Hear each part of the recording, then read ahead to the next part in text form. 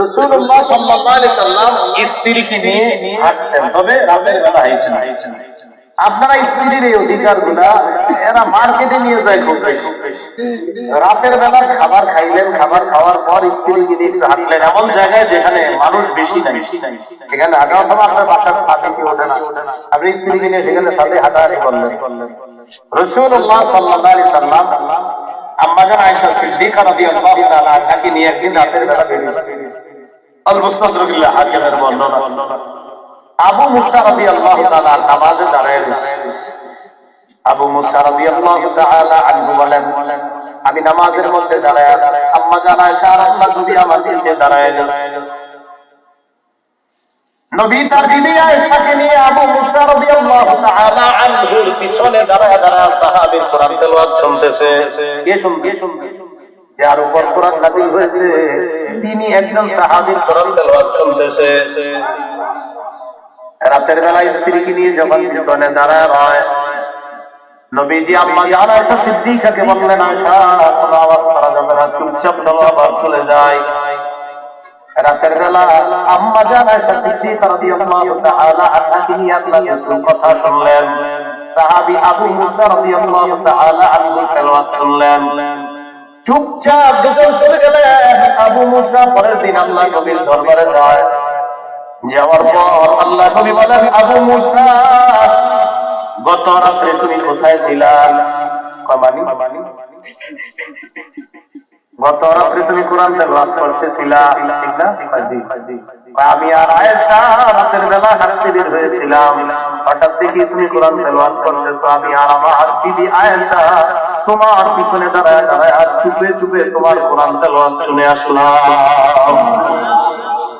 আবু মুসা বললেন, হুজুর আমি যদি জানতাম আমার পিছে আপনি, আমি কোরআন আরো সুন্দর ভাবে তেলাওয়াত করতাম। আপনি আমার পিছে আম্মা জান আয়েশা সিদ্দিকা মানে উম্মুল মুমিনিন আয়েশা সিদ্দিকা রাদিয়াল্লাহু তাআলা আনহা নিয়ে নবীজি বের হয়েছিলেন। আবু দাউদের বর্ণনা, একদিন নবীজি আম্মা জান আয়েশা সিদ্দিকা রাদিয়াল্লাহু তাআলা আনহা নিয়ে বের হওয়ার পর আম্মা জান আয়েশাকে বলে, আয়েশা দৌড় দিবা? আমার সাথে দৌড় দিবা, দৌড় প্রতিযোগিতা করবা? আপনি পারলেন? চলো চলো, তো দৌড় দি। দৌড় দেওয়ার পর আম্মা জান আয়েশা সিদ্দিকা রাদিয়াল্লাহু তাআলা আনহার ব্যাপার আছে যে দৌড় দেওয়ার পর আম্মা জান আয়েশা সিদ্দিকা রাদিয়াল্লাহু তাআলা আনহা নবীজিকে হারিয়ে দৌড়ে জিতে গেছে। তো জিতে গেছে, এখানে আপনার মুহাদ্দিসিনে কেরাম দেখেন আসলে নবীজি ইচ্ছা করে জিতে গেছে। বয়স কম ছিল, ছোট মানুষ, এই জন্য স্ত্রীর মনোরঞ্জন করার জন্য ইচ্ছা করে জিতে। মাঝে মাঝে স্ত্রীকে ইচ্ছা করে আপনি বিভিন্ন কাজে বলবেন আপনার এটা আমার পছন্দ হয় না, আপনি বলবেন কি আসলে পছন্দ না, বলবেন না আসলে কিন্তু হেদিনের ভিতরে এটা আসলে আপনার সুন্দর না।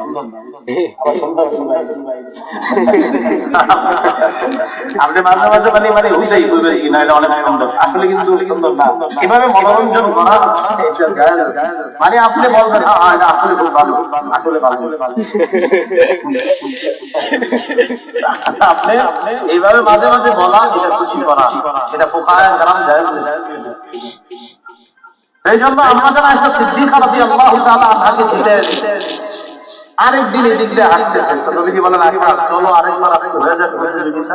চলে আজকে আবার দৌড় দিছে। তাহলে দেখেন রাতের বেলা নবীজি তার বিবির সাথে দৌড়াইতেছে।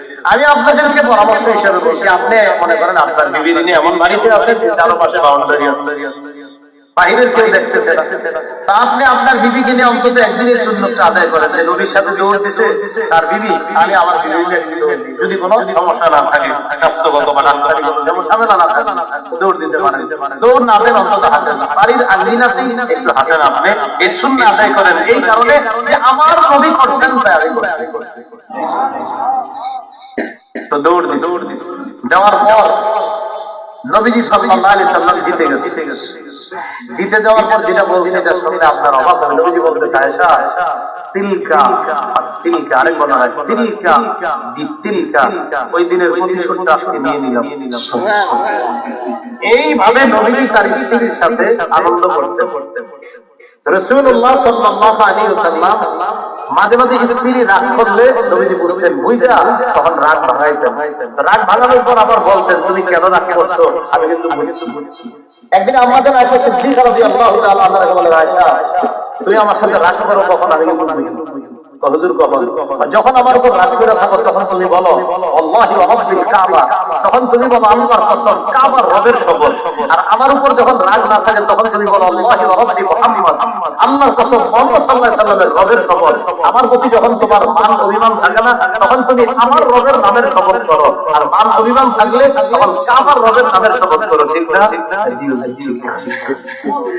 এইভাবে রাসূল সাল্লাল্লাহু আলাইহি ওয়াসাল্লাম বুঝতেন। তো স্ত্রী মাঝে মাঝে এটা একটা সুন্দর পরিবার গঠন করেন, মহব্বত, সৌন্দর্যতা, এই ভালোবাসাগুলা গজবের ইলেকট্রনিক মিডিয়া একজনের কোনায় বলছে আরেকজনের কোনায়। আল্লাহ হেফাজত করেন। মাগরিবের আগে ইলেকট্রনিক মিডিয়াটা দয়ারে রাখা যায়। মাগরিবের পর থেকে আপনার বিবি, আপনার পরিবার, আপনার সন্তানদেরকে নিয়ে হবে আপনার জীবন।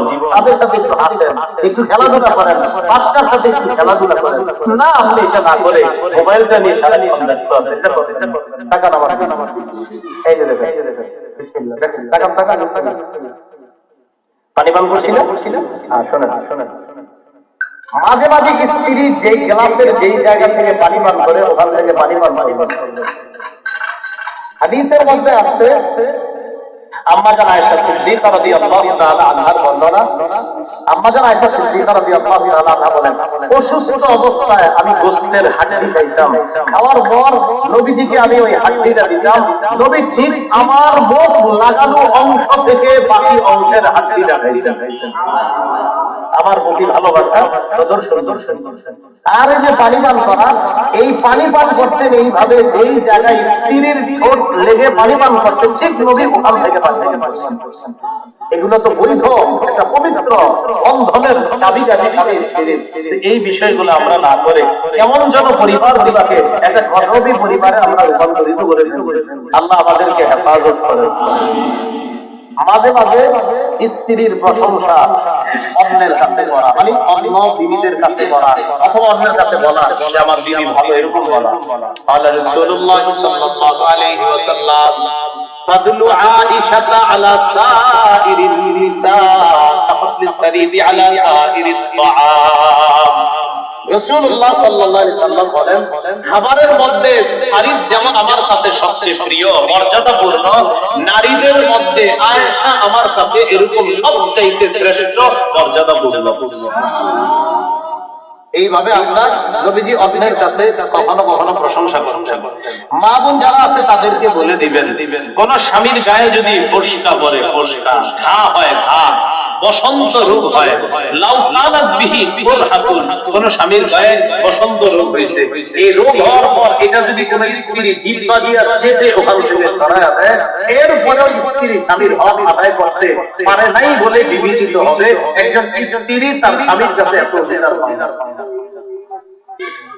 এটা আবার বললেন না আপনারা, আমি যে গ্রুপ আপনি আবার এরকম বললেন না যে আমার এটা কামড় দিয়ে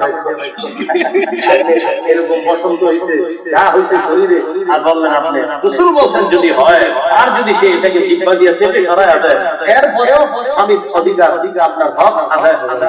তাহলে স্ত্রীর বিষয়টাও স্বামী খেয়াল রাখা, স্বামীর বিষয়গুলা স্ত্রী খেয়াল রাখা, এই বিষয়গুলা বোঝার চেষ্টা করা আল্লাহ তৌফিক দান করেন। আল্লাহ চাইলে যদি স্ত্রীর পেটে সন্তান